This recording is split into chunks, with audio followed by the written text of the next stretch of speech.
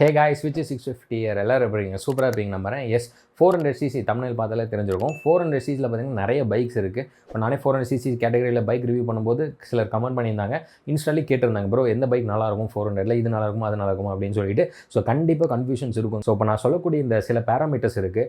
அந்த பேராமீட்டர்ஸில் நான் சொல்லும்போது வண்டி வாங்குறதுக்கு ஈஸியாக இருக்கும், காமனாக இருக்கும். ஸோ எல்லாருக்கும் புரியும் நான் நம்புகிறேன். ஸோ அதுதான் இந்த வீடியோ சொல்ல போகிறேன். அதுக்கு முன்னாடி நம்மளை சப்ஸ்கிரைப் பண்ணிட்டு பாருங்கள். சப்ஸ்கிரைப் பண்ணிங்க அப்படின்னாக்கா என்னால் சீக்கிரம் போய் வண்டி ரிவ்யூ பண்ண முடியும். கேட்டால் தருவாங்க, நம்மளையும் கூப்பிடுவாங்க. ஸோ அதுக்காக தான் நான் சொல்கிறேன். ஸோ முடிஞ்சளவுக்கு எனக்கு சப்ஸ்கிரைப் பண்ணி சப்போர்ட் பண்ணுங்கள், அது மட்டும் போதும். இப்போ வாங்க வீடியோக்குள்ளே போகலாம். ஸோ 400cc அப்படின்னு சொல்லி பார்த்துட்டிங்க அப்படின்னாக்கா இது வந்து கிட்டத்தட்ட 373cc 452cc வரை இருக்கக்கூடிய வண்டிகளை நம்ம 400cc அப்படின்னு சொல்லி கன்சிடர் பண்ணிக்கலாம். ஓகே, இதுக்கு முன்னாடி நான் வந்து பேராமீட்டர்ஸ் நான் என்னென்னு சொல்லிடுறேன். இன்ஜினுக்கு அப்புறம் ரைடிங் கம்ஃபர்ட்டு, எர்கனாமிக்ஸ் அதை நான் சொல்ல போகிறேன். அதுக்கடுத்து என்ன பார்த்தீங்கன்னா ஸ்பேர்ஸு, சர்வீஸு, மெயின்டெனன்ஸு இதெல்லாம் நான் சொல்ல போகிறேன். ஃபோர்த்து வந்து பார்த்தீங்க அப்படின்னாக்கா உங்களுக்கு ப்ரைஸிங் சொல்ல போகிறேன். ஸோ எனக்கு தெரிஞ்ச 4 பேராமீட்டர் தான், வேறு எதுவும் இல்லை. இந்த 4 பேராமீட்டரில் நீங்கள் வந்து தாராளமாக வண்டி வாங்க முடியும். ஸோ அது என்னென்னு சொல்லி நம்ம பார்த்துடலாம். ஸோ இந்த 373cc சொன்னேன் இல்லையா, ஸோ அது என்னென்னு பார்த்தீங்கன்னா உங்களுக்கு NS 400 இப்போ லேட்டஸ்ட்டாக லான்ச் பண்ணாங்க. ஸோ 400cc அப்படின்னு நம்ம அதை கன்சிடர் பண்ணிக்கலாம். 373cc இருக்கக்கூடிய அந்த வண்டியிலேருந்து ஹிமாலயன் 452 எடுத்துட்டிங்க அப்படின்னா அது ஹையஸ்ட் சிசியாக இருக்குது. இதுக்கு நடுவில் பார்த்தீங்கன்னா சில வண்டிகை இருக்குது. ஃபார் எக்ஸாம்பிள் 393cc இருக்கக்கூடிய டியூக்கு, ஹஸ்கி எடுத்துக்கலாம். 400cc ஸ்பீடு ஸ்க்ராம் இருக்குது, அதை எடுத்துக்கலாம். நெக்ஸ்ட் வந்து 440 பார்த்தீங்கன்னா மேவரிக் இருக்குது, ஹார்லி X440 இருக்குது. Yes of course. அதுக்கடுத்து என்னென்னு பார்த்தீங்கன்னா உங்களுக்கு வந்துட்டு 450cc ஹிமாலயன் இருக்குது. இப்போ லேட்டஸ்ட்டாக கொரில்லா லான்ச் பண்ணாங்க, கொரில்லா 452. ஸோ இதெல்லாமே பார்த்தீங்க அப்படின்னாக்கா உங்களுக்கு 400cc கேட்டகரியில் வரும். கண்டிப்பாக இந்த பைக்ஸ் வந்து உங்களுக்கு கன்ஃபியூஷன் பண்ணிகிட்டே இருந்திருக்கலாம். நீங்கள் கண்டிப்பாக ஐயோ இந்த வண்டியில் எது வாங்குறதுன்னு தெரியல, எனக்கு ஒன்றுமே புரியல, இப்படி இருக்கே அப்படின்னு சொல்லி கண்டிப்பாக கன்ஃபியூஷன் இருக்கும். உங்கள் ஃப்ரெண்டே கூட சொல்லிக்கலாம், மச்சான் அது எடுறா இது எடுறா, உனக்கு இதில் பிஎஸ்பி ஜாஸ்தியாக இருக்குது, இல்லை டார்க் இன்னும் ஜாஸ்தியாக இருக்குது, பெட்டர் இது எடு அப்படின்னு சொல்லுவாங்க. பட் சிம்பிளாக சொல்கிறேங்க, 400cc கேட்டகரியில் இந்த மேவரிக் இருக்கு இல்லையா, மேவரிக் ஹார்லி இந்த ஹீரோவோட காம்பினேஷன். ஸோ அதை மட்டும் நீங்கள் அப்படியே ஒதுக்கி வைங்க. ஏன்னா அது வந்து ஒரு ஆயில் கூலர் இன்ஜின். ஸோ அது வந்து நான் தனியாக சொல்லிட்டு வரேன் அது என்னென்னுட்டு. மீதி இருக்கக்கூடிய எல்லா வண்டியும் பார்த்தீங்கன்னா ஒரே ஒத்துமை என்ன, எல்லாமே லிக்விட் கூல்டு இன்ஜின். 400cc கிட்டவே வந்து எல்லாமே ரிவால்வ் ஆகுது. அப்படிங்கும்போது இதெல்லாமே liquid cooled engine. Liquid cooled engine வந்து மெக்கானிசம் எல்லாம் ஒன்று தான். எல்லாத்துலேயும் பார்த்தீங்கன்னா டபுள் ஓவர்ஹெட் கேம் ஷாஃப்ட் தான் கொடுத்துருக்காங்க. எல்லாத்துலேயும் 4 வால்ஸ் கொடுத்துருக்காங்க. அதே பிஸ்டன், கிராங்க்கு, பேலன்சிங் ஷாஃப்ட் எல்லாமே இருக்குது. ஆயில் பம்பு, வாட்டர் பம்பு இருக்குது. ரேடியேட்டர் நல்லா பெருசாக கொடுத்து எல்லாமே பண்ணியிருக்காங்க. ஓகே, அப்படிங்கும்போது நீங்கள் கண்ணை மூடிட்டு இந்த வண்டியோட இன்ஜின்ஸ் எல்லாம் நீங்கள் வந்து மறந்துடுங்க. ஏன்னா இது கூடிய பவர் அண்ட் டார்க் எல்லாமே பார்த்தீங்கன்னா கொஞ்சம் ஜாஸ்தி தான், நான் இல்லைன்னே சொல்லலை. ஃபார் எக்ஸாம்பிள் இப்போ 373cc இருக்கக்கூடிய NS 400 எடுத்துக்கிட்டிங்கன்னா 40 PS 35 Nm டார்க் இருக்குது. பட் இதே வந்து சிசி ஜாஸ்தியாக கூடிய ஹிமாலயில் பார்த்தீங்கன்னா 40 தான் இருக்குது. 40 PS 40 Nm டார்க் தான் இருக்குது. பட் டியூக்கு பார்த்தீங்கன்னா 46 PS 39 Nm டார்க் இருக்குது. அப்படிங்கும்போது எல்லாமே பார்த்தீங்கன்னா ஒரு 2-3 bhp 2-3 Nm டார்க் டிஃப்ரென்ஸில் இருக்குது. அப்படிங்கும்போது நீங்கள் இதை வச்சு மட்டுமே பார்த்துட்டு இருந்தீங்க அப்படின்னா உங்களால் மற்ற ஆஸ்பெக்ட் எல்லாத்தையும் மறந்துடுவீங்க, கன்ஃபியூஷன் ஆகும். அதனால் எல்லாமே லிக்விட் கூல்டு இன்ஜின், அதனால் எல்லாத்தையும் மறந்துடுங்க. இப்போ நான் ஏன் வந்து இந்த இன்ஜினை வந்து மறந்துடுங்க நான் சொல்கிறேன் அப்படின்னுங்கிறது நான் புரிஞ்சுக்கோங்க. ஃபஸ்ட்டு பார்த்தீங்கன்னா ரைடர்ஸ் வந்து என்னென்ன ஸ்டைலில் இருப்பாங்க பார்த்தீங்கன்னா ஆஃப் ரோடர்ஸ் இருப்பாங்க, ரேசிங் இருப்பாங்க, அதுக்கப்புறம் டூரர் இல்லைங்களா, டூரிங் இருப்பாங்க. இவங்க 3 பேருமே காமனாக ஒன்று பண்ணுவாங்க, அதுதான் கம்யூட்டர். அதாவது வேலைக்கு போகிறது, காலேஜ் போகிறது, ஃபங்க்ஷன், ஃப்ரெண்ட்ஸ் பார்க்குறது இதெல்லாமே வந்து பண்ணுவாங்க. அப்படிங்கும்போது இப்போ ஆஃப் ரோடர்ஸ் அப்படின்னு சொல்லிட்டிங்கன்னா பிளைண்டாக ஆஃப் ரோட் பைக்ஸ் இருக்குது, தனியாகவே ஆஃப் ரோடுன்னு சொல்லி விற்கிறாங்க. எக்ஸ்பல்ஸு, ஹிமாலயனு, உங்களுக்கு வந்து ஸ்க்ராம் இருக்குது. இந்த மாதிரி மாடல்ஸ் எல்லாமே பார்த்தீங்கன்னா உங்களுக்கு ஆஃப் ரோட் பண்ணும். ஸோ அதனால் நீங்கள் கண்ண மூடிட்டு அந்த சைடு போயிடுவாங்க அவங்கெல்லாம். நெக்ஸ்ட் வந்து ரேஸ் அப்படின்னு பார்த்தீங்கன்னா ஃபுல் டூம் டைப்பில் இருக்கக்கூடிய ஹை பவர்ட் இன்ஜின்ஸ் எதுவாக இருந்தாலும் நீங்கள் தாராளமாக பார்க்கலாம். ஸோ அதனால் ஓகே ஃபைன். டூரிங் ஆஸ்பெக்டில் இருக்கவங்க என்னென்னு பார்த்தீங்க அப்படின்னாக்கா உங்களுக்கு வந்து ஸ்ட்ரீட் பைக்ஸ் இதெல்லாமே வந்து இருக்கும். அது போக வந்து க்ரூசர் பைக்ஸ் இதெல்லாமே வரும். ஓகே, இப்போ இது 400cc பார்த்தீங்க அப்படின்னா எல்லாமே நல்ல ஹை பவர்டு இன்ஜின்ஸ். அதனால வந்து ரேஸும் பண்ண முடியும், டூர் பண்ண முடியும், ஆஃப் ரோடுமே பண்ண முடியும். பட் நான் சொல்லக்கூடிய இந்த மாடல்ஸ் இருக்குது பார்த்தீங்களா, இந்த NS 400 இருக்கட்டும், ட்ரையம்பீடாக இருக்கட்டும், கொரில்லாவாக இருக்கட்டும், டியூக்காக இருக்கட்டும், ஹஸ்கியாக இருக்கட்டும், இதெல்லாமே ஸ்ட்ரீட் பைக்ஸ். ஸோ அப்படிங்கும்போது இந்த பைக்ஸ் எல்லாமே பார்த்திங்க அப்படின்னாக்கா ஆஃப் ரோடு கொஞ்சம் பண்ணலாம், ரேசிங்கும் பண்ணலாம். பட் இருந்தாலும் நான் வந்து என்ன ஆஸ்பெக்டில் எடுத்திருக்கேன் அப்படின்னாக்கா டூரிங் மட்டும் பண்ணுறதால இருந்தீங்கன்னா அது போக வந்துட்டு அப்பப்போ கம்யூட்டர்ஸ் அண்ட் டூரிங் இது 2 ஆஸ்பெக்டாக இருந்தீங்கன்னா இதை நீங்கள் பாருங்கள். இல்லை ப்ரோ நான் ரேஸாக பண்ண போகிறேன் என்ன இப்படி சொல்கிறீங்க அப்படின்னாக்கா ரேஸ் பைக்னால் நீங்கள் கண்ணபடி டியூக் எடுக்கலாம். அதுதான் நான் ஃபஸ்ட் ப்ரிஃபரன்ஸாக சொல்லுவேன். ஆனால் அதுதான் வந்து பெஸ்ட்டாக இருக்குது பர்ஃபார்மன்ஸ். இந்த செக்மெண்ட்லேயே பார்த்தீங்கன்னா அதுதான் பெஸ்ட்டு பர்ஃபார்மன்ஸ். லீஸ்ட் பர்ஃபார்மன்ஸும் பார்த்தீங்கன்னா மேவரிக்கை கன்சிடர் பண்ணலாம். ஏன்னா அது பவர் அண்ட் டார்க் எல்லாமே ரொம்ப கம்மி தான். ஸோ அப்படிங்கும்போது அதனால் நீங்கள் ரேசிங் அப்படின்னா கண்ண மூடிட்டு பவர் அண்ட் டார்க் ஹெவியாக பார்த்துட்டு வாங்கிட்டு போயிடுங்க. அது வச்சு நீங்கள் அதுக்கு தகுந்த மாதிரி நீங்கள் வந்து நீங்கள் ரெடி ஆகிக்கோங்க. அதுதான் நான் சொல்ல போகிறேன். பட் இதே நீங்கள் டூரிங் பண்ண போகிறேன், அதுக்கப்புறம் கம்யூட்டர், இந்த மாதிரி ஒரு செக்மெண்ட் ஆளாக இருந்தீங்கன்னா இந்த வீடியோ உங்களுக்கு கண்டிப்பாக அண்டர்ஸ்டாண்டபுளாக இருக்கும். Okay fine. ஸோ அதனால தான் நான் வந்து இன்ஜினை வந்து மறந்துருங்கன்னு நான் சொல்கிறேன். ஏன்னா ஒரு டூரிங் ஆஸ்பெக்டில் இருக்கீங்க, சரி இந்த 5 பைக் இருக்குது, 5 ரைடர்ஸ் இருக்காங்க, டீ சாப்பிட்டுட்டு அப்படியே வந்து வண்டி எடுக்கிறாங்க அப்படின்னாக்கா எல்லாருமே பார்த்தீங்கன்னா மேக்ஸிமம் ஒரு 10 செகண்ட்குள்ளே இல்லை ஒரு 7-8 செகண்ட்குள்ளே பார்த்தீங்கன்னா 100 ரீச் பண்ணிடுவாங்க. கரெக்டாக first gear, second gear, third gear, fourth gear போடும்போது எல்லாருமே 100ல் இருப்பாங்க. அப்படிங்கும்போது அப்படியே 6th கியர் போட்டு ஒரு 100, 120ல் அழகாக க்ரூஸ் பண்ணிட்டு போகலாம். கரெக்டாக.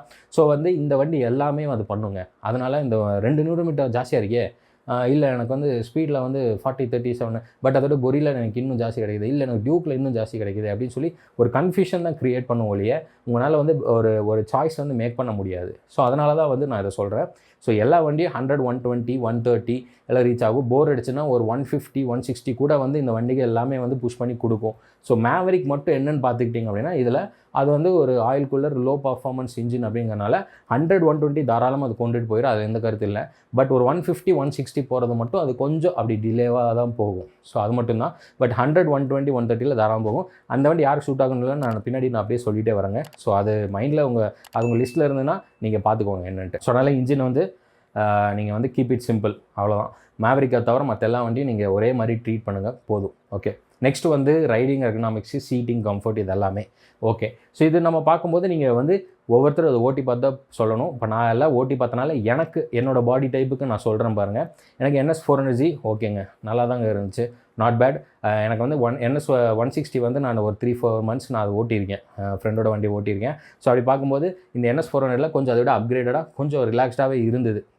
என்னதான் ரேசிங் புஷ் மாதிரி இருந்தாலும் கொஞ்சம் NS 160 விட இது கொஞ்சம் ஃப்ரீயாக இருந்தது எனக்கு. அதனால் கம்ஃபர்ட் வைஸ் ஓகே ஃபைன். டியூக்கு, ஹஸ்கியில் பார்த்தீங்கன்னா டியூக்கில் வந்து எனக்கு சீட்டிங் கம்ஃபர்ட் அந்தளவுக்கு எனக்கு பிடிக்கல. ஏன்னா அது வந்து என்னோடய பாடிக்கு பார்த்தீங்கன்னா அப்படியே டக்கின் பொசிஷனாக ஒரு லாக் பொசிஷனாக இருந்தது. ஏர் டேம் கிட்ட வந்து என்னோடய தொடை வந்து அப்படியே சீட்டிங் பொசிஷனில் இருக்கும். அப்படிங்கும்போது ரொம்ப ஏதோ ஒரு என்கேஜிங் பொசிஷன்லேயே இருக்கிற மாதிரி இருந்தது. அது எனக்கு வந்து டூரிங்கோ இல்லை கம்யூட்டிங்கோ எனக்கு வந்து செட் ஆகாது. ஸோ அதனால் அது.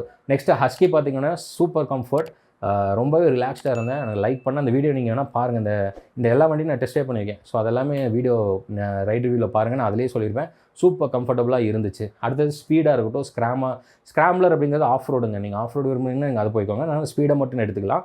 ஸ்பீடு பார்த்திங்க அப்படின்னாக்கா சூப்பர் கம்ஃபர்ட். பட் என்னென்னா ஹேண்டில் பாரில் மட்டும் எனக்கு வந்து கொஞ்சம் நான் வந்து வைடாக இப்படி பிடிக்கணும் அப்படின்னாக்கா எனக்கு கொஞ்சம் அந்த நக்கிள் பிரேசஸ் இருக்கு இல்லையா, அது வந்து எனக்கு கொஞ்சம் இடிச்சிட்டே இருந்தது. ஸோ அதனால் அது கொஞ்சம் எனக்கு இன்கன்வீனியன்ட் ஆச்சு. But seating comfort, seating position, handle bar position எல்லாம் சூப்பராக இருந்தது. ஸ்பீடில் பிரச்சனையே இல்லை. அதுக்கப்புறம் கொரில்லா, மேவரிக்கில் பார்த்தீங்கன்னா மேவரிக்கில் சூப்பராக இருந்துச்சுங்க. மேவரிக்கில் எனக்கு இருக்குல்லே பார்த்தீங்கன்னா ஃபஸ்ட்டு நான் மேவரிக் தான் சொல்லுவேன். அதோட சீட்டிங் பொசிஷனும் சரி, ஹேண்டில் பார் எல்லாமே பக்காவாக இருந்துச்சு. ஸோ டூரிங்க்கு வந்து சூப்பரான ஒரு சீட்டிங் பொசிஷன் தான் அது நான் சொல்லுவேன் கண்டிப்பாக.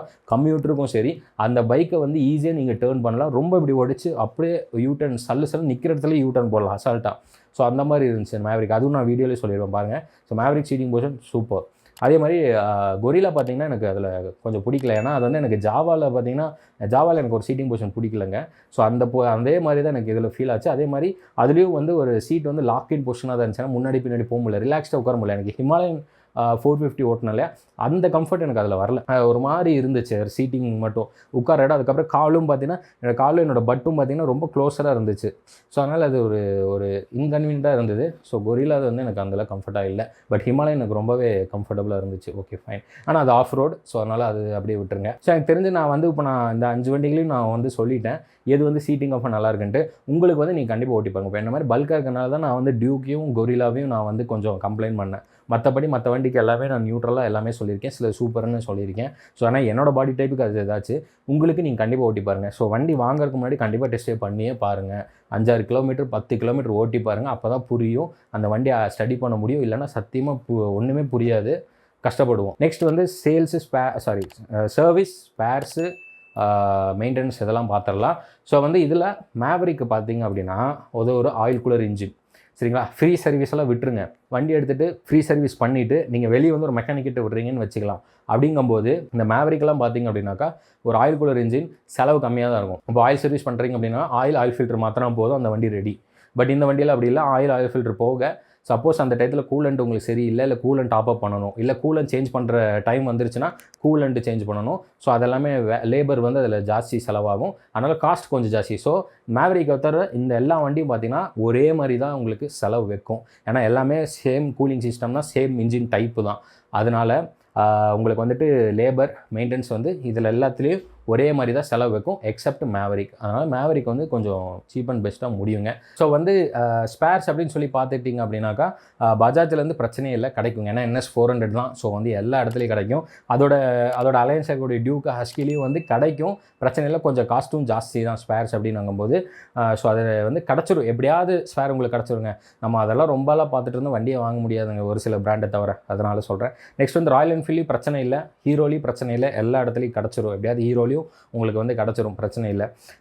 ட்ரையம்ப்லேயும் பார்த்தீங்கன்னா பஜாஜோட சப்போர்ட் தான். அதனால் வந்து ட்ரையம்ப்லேயும் கிடச்சிரும், கொஞ்சம் வேணால் டிலே ஆகலாம், பட் கண்டிப்பாக கிடைக்கும். ஸோ அப்படிங்கும்போது இதுதான் வந்து கண்டிஷன். ஸோ ஸ்பேர்ஸ் வந்து நீங்கள் வந்து எப்படியாவது வாங்கிடலாம் இந்த டயத்தில். ஏன்னா வந்து அவங்க எல்லாருமே காம்படிஷன் பண்ணி தான் வண்டி விற்கிறாங்க. அப்படின்னுங்கும்போது கண்டிப்பாக வந்து ஸ்பேர்ஸ் வந்து அவ்வளோ சீக்கிரம் இது பண்ண மாட்டாங்க இந்த 400cc செக்மெண்ட்டில். உங்களுக்கு எப்படியாவது கிடச்சிரும். ஸோ பிரச்சனை இல்லை.